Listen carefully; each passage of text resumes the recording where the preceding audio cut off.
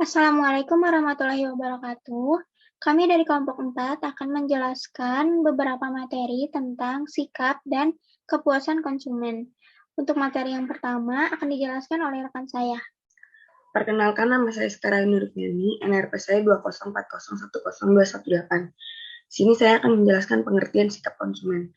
Pada prinsip-prinsip pemasaran, sikap merupakan evaluasi, perasaan, dan kecenderungan seseorang yang secara konsisten menyukai atau tidak menyukai suatu objek atau gagasan. Sikap menempatkan orang berpikir tentang menyukai atau tidak menyukai sesuatu, maka kreativitas dan ekspresi diri termasuk hal terpenting di dunia. Sikap sulit memilih, sikap seseorang membentuk sebuah pola dan mengubahnya membutuhkan banyak penyesuaian yang sulit. Jadi perusahaan sebaiknya mencoba mencocokkan produknya ke dalam sikap yang nyata tanpa mengubahnya. Sikap konsumen adalah faktor yang berpengaruh dalam keputusan konsumen karena konsep sikap yang berkaitan dengan konsep kepercayaan dan perilaku.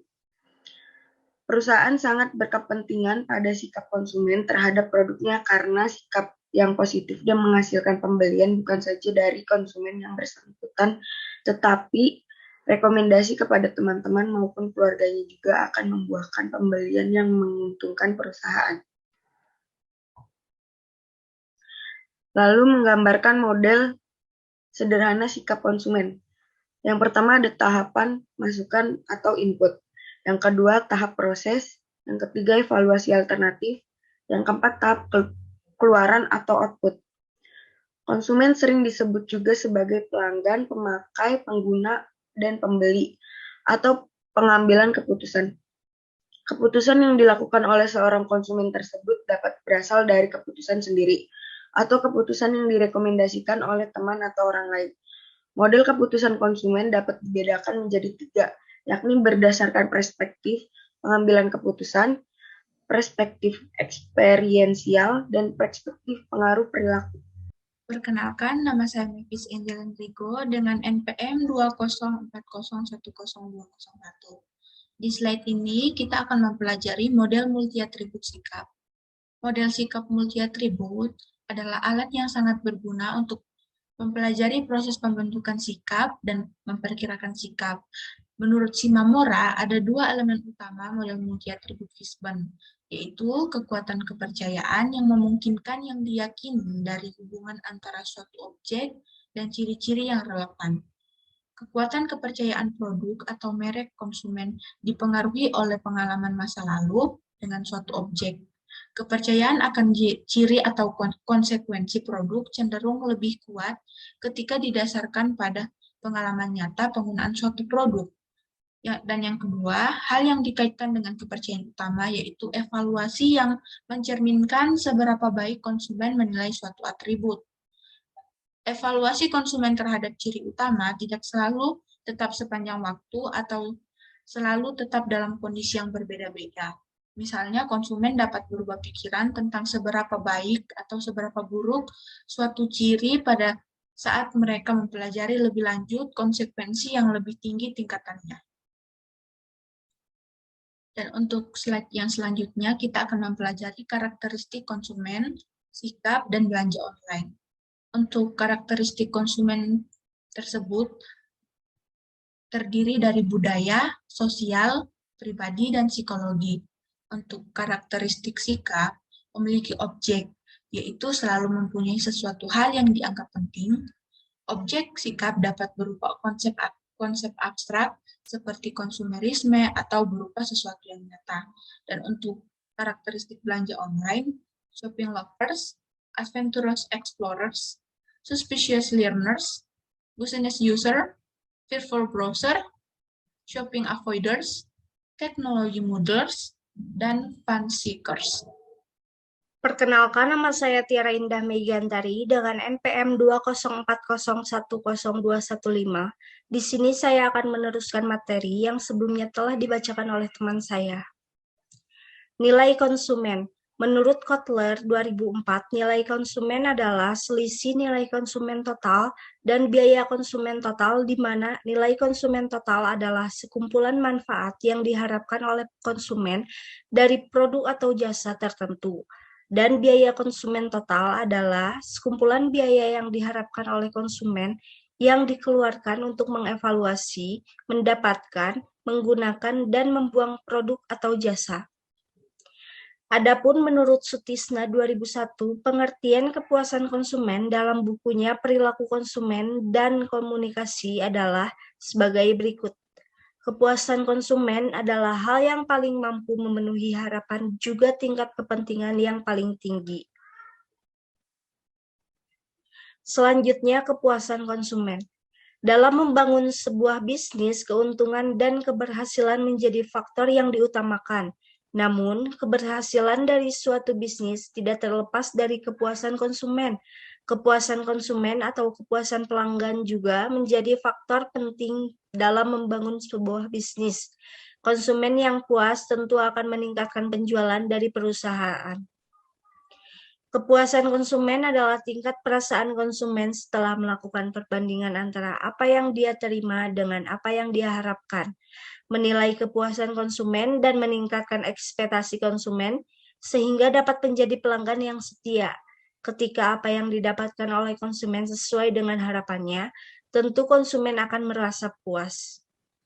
Memberikan kepuasan kepada konsumen adalah keinginan setiap perusahaan. Memenuhi kepuasan konsumen menjadi faktor penting bagi kelangsungan hidup perusahaan yang dimana dapat meningkatkan keunggulan dalam persaingan.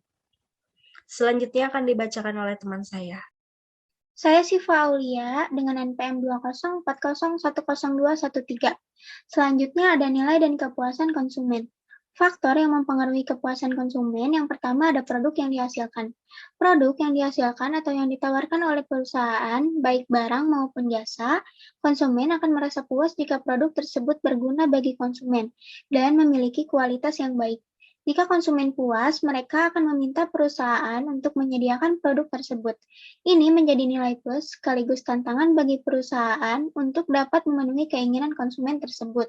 Yang kedua ada pelayanan. Pelayanan tidak hanya usaha dalam bidang jasa, namun juga dalam penjualan produk, di mana pelayanan yang baik adalah kunci mendapatkan konsumen yang loyal. Dengan pelayanan yang baik, tidak hanya mempertahankan pelanggan, tapi juga mencerminkan citra baik perusahaan. Yang ketiga ada faktor emosional. Ketika konsumen mendapatkan pelayanan yang baik, maka akan timbul faktor emosional, di mana kepuasan secara emosional akan membuat konsumen semakin loyal terhadap produk yang disediakan oleh perusahaan. Yang keempat ada iklan. Iklan dapat menjadi pengaruh yang kuat dalam mempengaruhi kepuasan konsumen. Oleh karena itu, perusahaan perlu membuat iklan semenarik mungkin, serta menjelaskan dengan detail keuntungan dari produk yang ditawarkan. Yang kelima, memberikan kemudahan. Faktor memberikan kemudahan ini maksudnya adalah seberapa mudah konsumen mendapat produk hingga proses transaksi pembayarannya. Tentunya konsumen tidak ingin menunggu terlalu lama dan membuang waktu mereka. Hal ini juga tidak terlepas dari pelayanan, di mana jika pelayanan konsumen baik dan mudah mendapatkan produknya, maka loyalitas konsumen akan terwujud.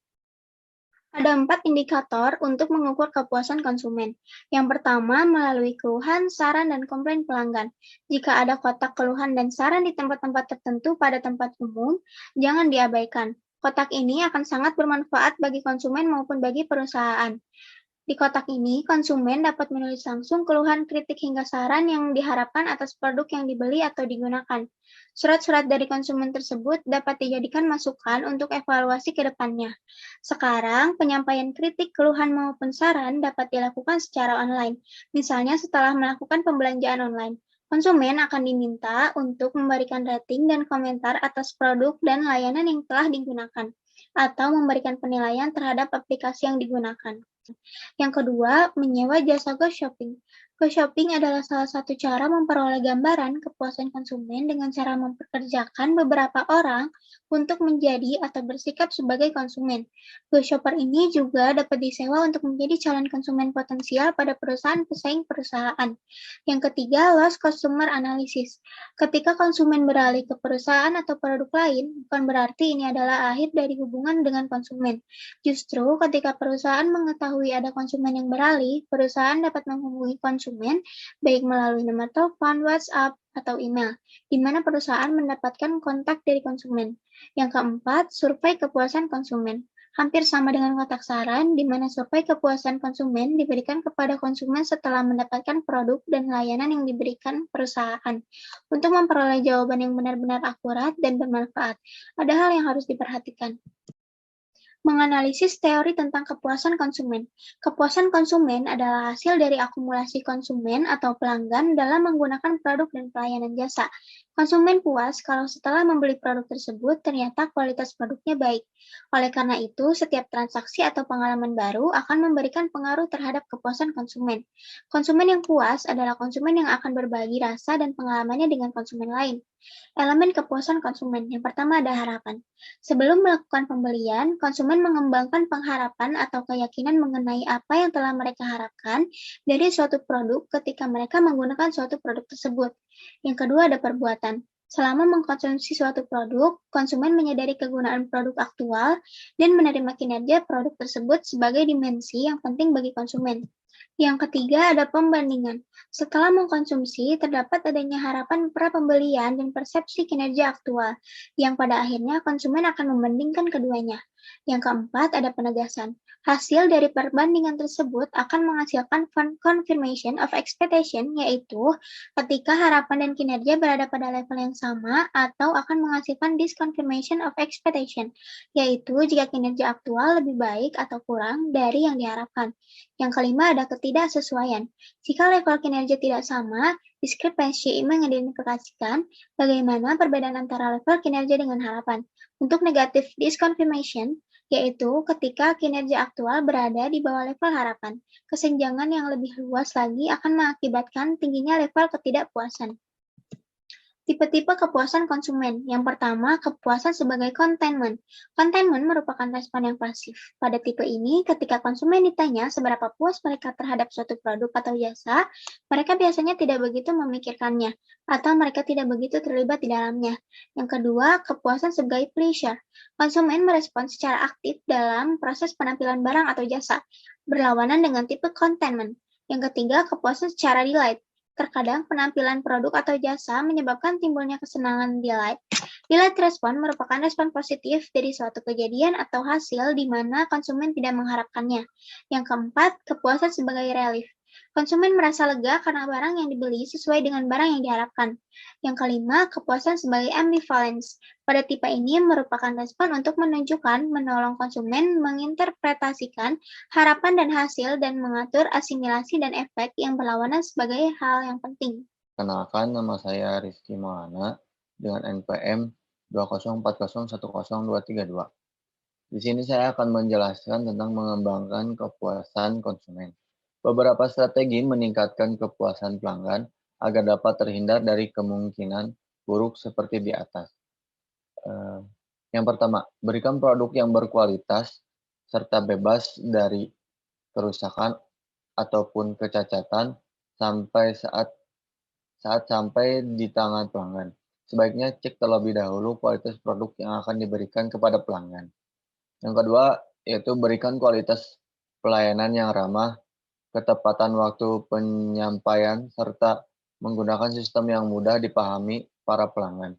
Yang ketiga adalah fokus pada kepentingan atau pencapaian kepuasan pelanggan, sehingga produk serta pelayanan yang diberikan dapat memenuhi harapan pelanggan. Yang keempat adalah memperhatikan harga produk maupun biaya pelayanannya sesuai dengan kondisi pasar saat ini, serta sesuaikan dengan nilai produk atau jasa yang ditawarkan. Karena pelanggan akan membandingkan antara biaya yang dikeluarkan dengan manfaat yang diperoleh dari satu produk.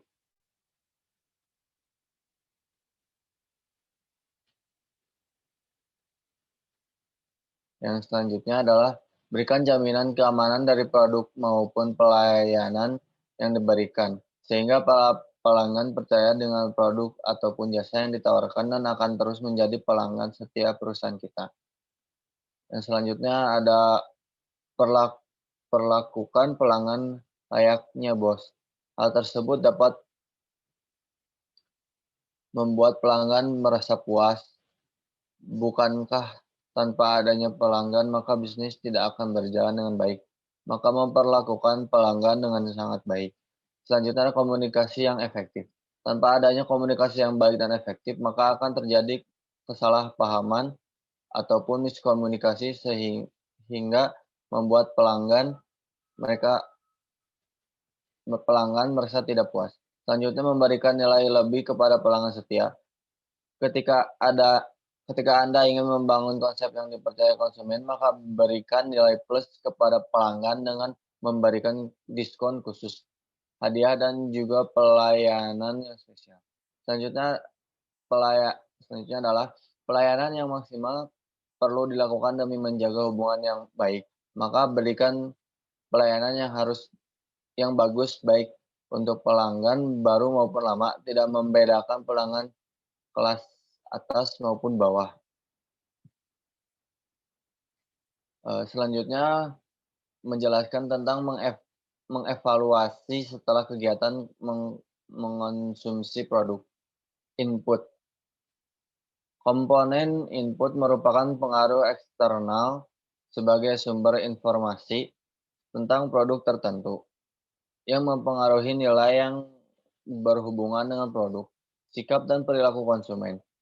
Input pemasaran, yaitu aktivitas pemasaran yang merupakan usaha langsung untuk menjangkau informasi dan membujuk konsumen agar membeli dan menggunakan produk tertentu. Usaha melalui 4P, yaitu produk, price, place, promotion. Yang kedua ada pengaruh sosial budaya. Membujuk konsumen karena adanya lingkungan sosial budaya seperti keluarga, sumber informal, sumber non-komersial, kelas sosial, budaya, dan subbudaya. Selanjutnya ada proses. Tahap yang memfokus pada cara konsumen mengambil keputusan. Berbagai faktor psikologis yang melekat pada setiap individu mempengaruhi input dari luar. Pada tahap input mempengaruhi pengenalan konsumen terhadap kebutuhan, pencarian informasi sebelum pembelian, dan evaluasi terhadap berbagai alternatif.